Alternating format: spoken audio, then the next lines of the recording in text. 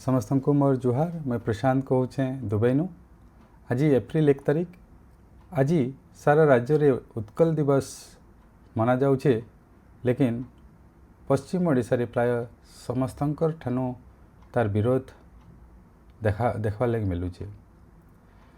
तो मुई भाषा एवं माटीर सम्मान तार अधिकार लगे मैं गोटे कवि हिसाब से सब कवि को भी आह्वान दौचे कि जदि प्रेम आउ काल्पनिक कवितार लिखुमा आ भाषार सम्मान और अधिकार कथा नहीं लिखमा बेले आमर समाज आटिके दुर्बल एवं टिके ढिला पड़ी जावा।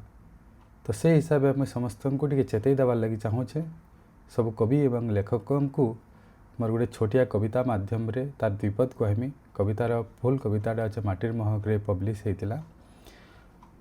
कविता है मार डाके भाषा रोल गुलान। भावना राई जाए बुड़ी नहीं रह कवि बुड़बा तोर भेला, वास्तव के सामना कर निहले हेबु गुलगुला, निहले हेबु गुलगुला।